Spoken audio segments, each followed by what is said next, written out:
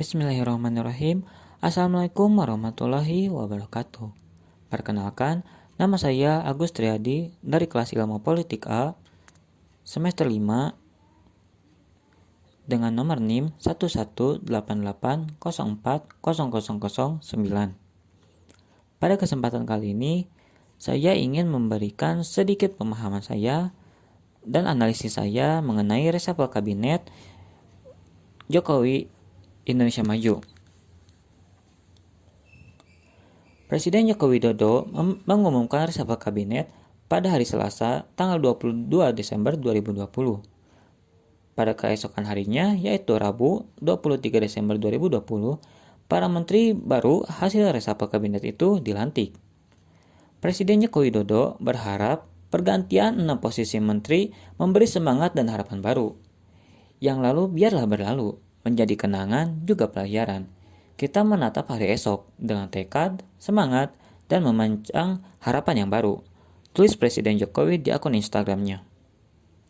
Lalu, apa itu sebenarnya reshuffle kabinet?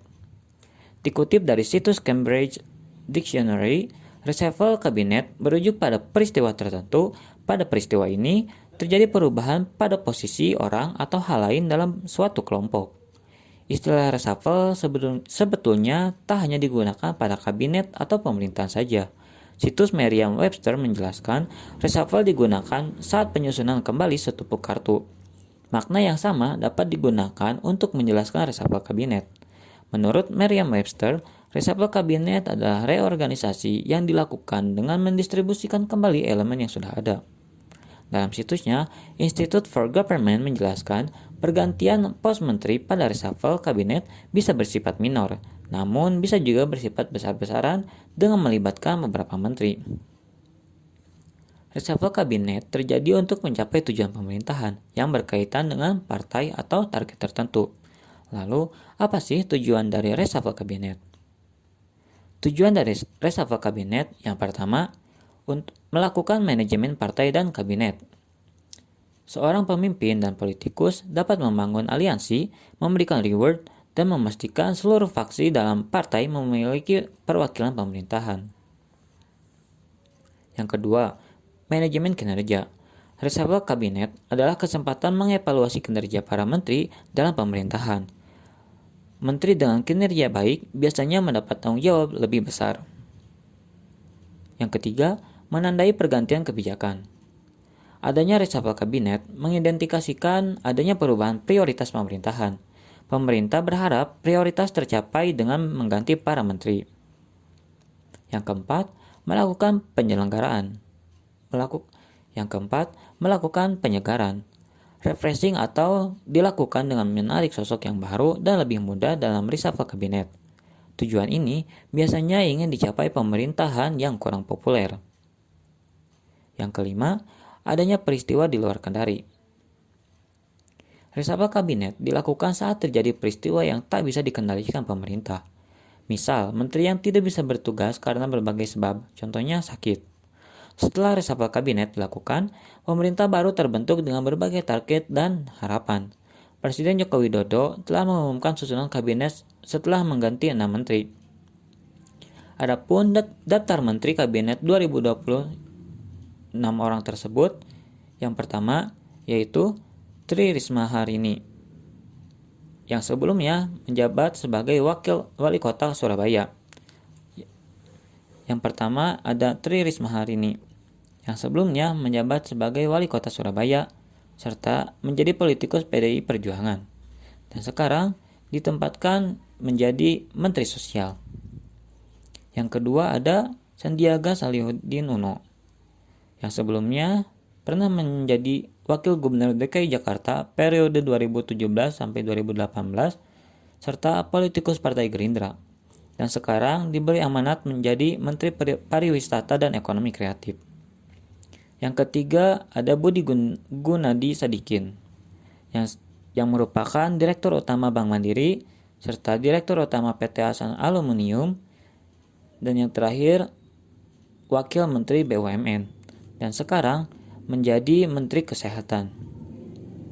Yang keempat ada Yakut Khalil Kaumas, yang pernah menjabat sebagai Ketua Umum GP Ansor, serta menjadi anggota DPR RI 2014 sampai 2019, dan sekarang diberi amanat menjadi Menteri Agama.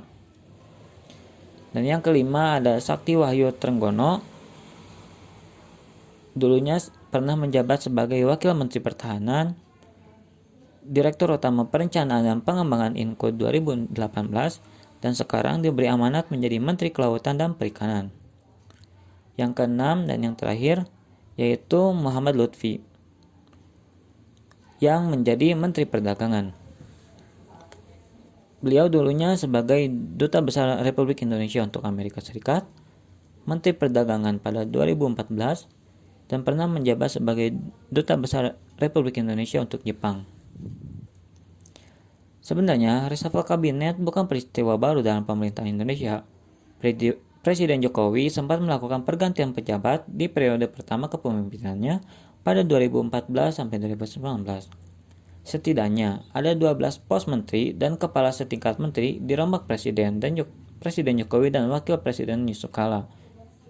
Sejatinya, pergantian posisi menteri sebagai pembantu presiden adalah hal biasa, seperti yang pernah dilakukan di era Presiden Soeharto dan Presiden SBY.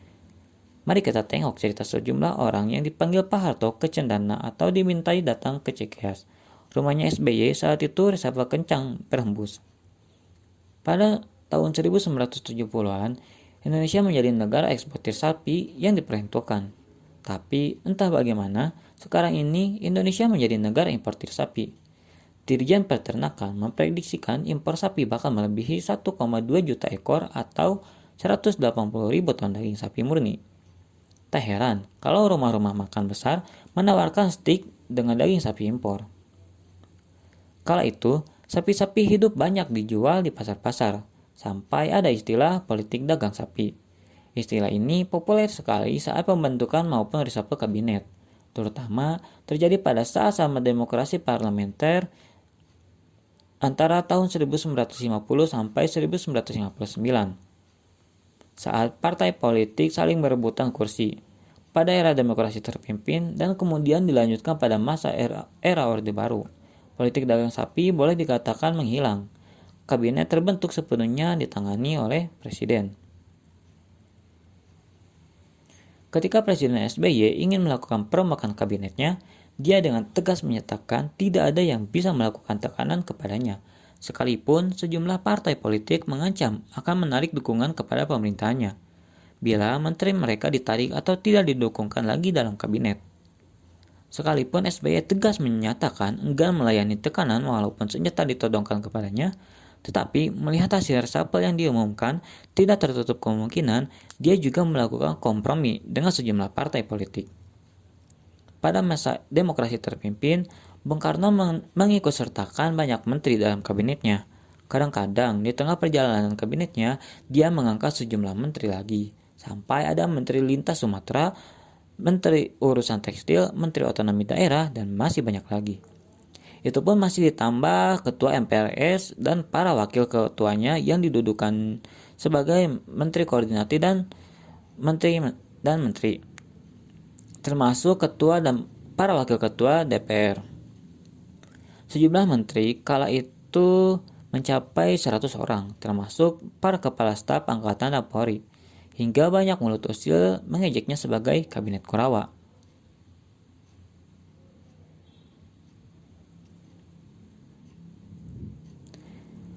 Ini benar-benar guyonan elit, tetapi keterlaluan. Tentu masih banyak lagi kisah mengenai reshuffle kabinet ini, karena bagaimanapun dirahasiakan beberapa hari setelah Presiden mengumumkan para menteri, banyak yang sudah memiliki daftar para menteri, dan sebagian besar adalah benar menjadi kenyataan. Mungkin hanya itu yang bisa saya berikan mengenai reshuffle kabinet Indonesia Maju ini. Lebih dan kurangnya mohon untuk dimaafkan. Wabillahi taufiq wal hidayah. Wassalamualaikum warahmatullahi wabarakatuh.